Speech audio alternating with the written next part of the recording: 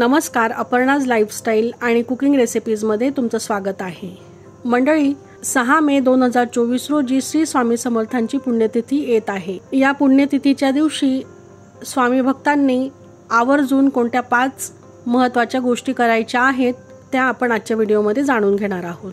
मंडळी, स्वामींनी धर्म उपदेश, लोककल्याण करत ठिकठिकाणी भ्रमंती केली आणि अखेर चैत्र वद्य त्रयोदशी शके 1800 मंगळवार दिनांक 30 एप्रिल 1878 रोजी श्री क्षेत्र अक्कलकोट येथे वटवृक्ष मठात स्वामींनी समाधी घेतली। पण स्वामी आजही त्यांच्या भक्तांच्या पाठीशी उभे राहतात। भक्तांनी आवाज दिल्यावर स्वामी भक्तांच्या रक्षणासाठी धावून येतात। असा अनुभव अनेक स्वामी भक्तांना येतो। यंदा 6 मे रोजी स्वामी समर्थ महाराजांची पुण्यतिथी आहे आणि या महत्त्वाच्या दिवशी स्वामी भक्तांनी 5 गोष्टी आवर्जून करायच्या आहेत।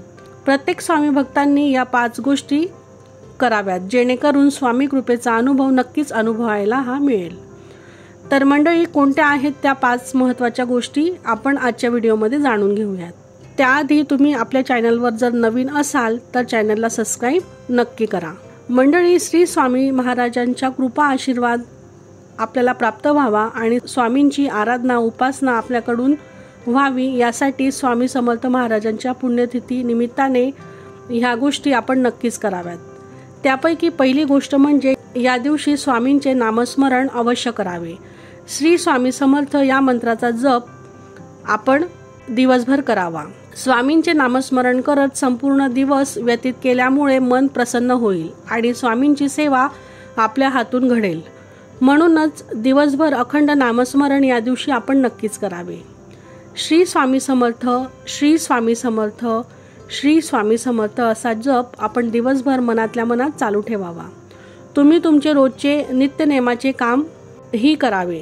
तुमचं जे काही ऑफिसचं काम असेल किंवा घरातली जी काही कामं असतील ते करत असतानाच आपण स्वामींचा जपही अखंड मनातल्या मनात चालूच ठेवावा।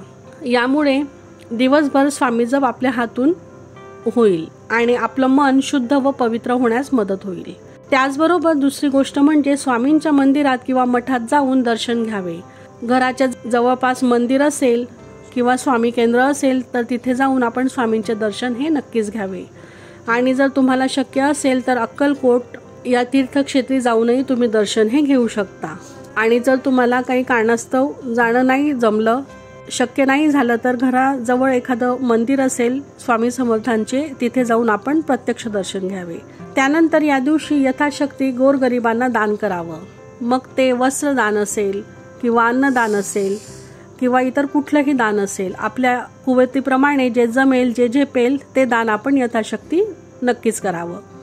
स्वामींच्या नावे दानधर्म नक्कीच करावा। अशा प्रकारे स्वामींच्या पुण्यतिथी दिनी गरजूंना आपण दान करावे। चौथी गोष्ट म्हणजे या दिवशी कमीत कमी बोलावं। आपण या दिवशी आध्यात्मिक साधना करणार आहोत, दिवसभर जप करणार आहोत, स्वामींच्या नामस्मरणात आपण दिवसभर व्यतीत हे राहणार आहोत आणि म्हणून स्वामींजवळ आपलं मन एकाग्र व्हावं, इतर गोष्टींकडे आपलं लक्ष जायला नको, त्यासाठी आपण कमी बोलावं। कुणाशीही वादविवाद, भांडण तंटे करायचे नाहीत। या दिवशी सात्विक आहार घ्यावा। अखंड स्वामी जप करत आपल्या वाणीवर संयम हा ठेवावा। आपल्या तोंडातून या दिवशी कुणासाठीही शिव्या शाप हे देऊ नयेत। खरं तर ही गोष्ट आपण नेहमीसाठीच अभ्यासाने साध्य करायला हवी, कारण आध्यात्मिक मार्गावर चालताना या गोष्टींना आपण महत्त्व द्यायला हवे। पण जर रोज आपल्याला हे करणं जमत नसेल, पण अशा महत्त्वाच्या दिवशी स्वामींसाठी या गोष्टी आपण नक्कीच पाळायला हव्यात। त्यानंतरच आपण जी केलेली सेवा आहे ती सार्थकी लागेल। तसेच त्यानंतरची गोष्ट म्हणजे या दिवशी स्वामींनी समाधी घेतल्यामुळे स्वामींना आपण तुळशीची माळ ही आवर्जून अर्पण करावी। स्वामींच्या दर्शनासाठी जाताना तुळशी माळ आपण न विसरता घेऊन जायची आहे। स्वामींच्या सेवेची जागृत प्रचिती सगळ्याच भक्तांना प्रकर्षाने येत असते। संततेविषयी प्रश्न असतील किंवा व्यसन असतील कोणाला, किंवा आरोग्यासंबंधी काही प्रश्न असतील, काही विवाहासंबंधी असतील प्रश्न, काही गृहस्थाश्रमाचे ताप असतील, असे अनेक समस्या आणि प्रश्न आपण स्वामींच्या नित्य भक्ती केल्याने दूर हे होत असतात। कलियुगात जीवन जगणे अत्यंत कठीण आहे। याचे कारण कलियुग म्हणजे पाप, व्यभिचार या सर्व गोष्टी यामध्ये येतात। कलियुगात चांगले आयुष्य जगायचे असेल तर एका खंबीर, धीट आणि धडाडीच्या भूमिकेत जाऊन जगावे लागते। यासाठी स्वामी समर्थांची नित्यभक्ती आपल्याला तारू शकते, हे त्रिवार सत्य आहे। स्वामींच्या भक्तीने प्रत्येक स्वामी भक्ताला बळ मिळते आणि म्हणूनच स्वामींची आपल्या हातून नित्य सेवाही घडायलाच हवी। या दिवशी स्वामी चरित्र सारामृताचे पठण व श्रवणही आपण आवर्जून करावं आणि आपल्याला स्वामी समर्थांच्या जेवढ्याही सेवा करता येतील त्या आपण नक्कीच कराव्यात। मंडळी, तुम्हीही स्वामी भक्त असाल तर कमेंट बॉक्समध्ये स्वामी समर्थ लिहायला विसरू नका आणि स्वामी सेवेचा अनुभव तुम्हालाही जर आला असेल तर तेही सांगायला विसरू नका। आणि मंडळी, तुम्हीही स्वामी भक्त असाल तर चॅनलला सबस्क्राईब नक्की करा। तर कसा वाटला तुम्हाला आजचा व्हिडिओ, आजची माहिती कमेंट करून नक्की सांगा आणि तुमचे काही प्रश्न असतील तर ते तुम्ही कमेंटमध्ये विचारू शकता। श्री स्वामी समर्थ।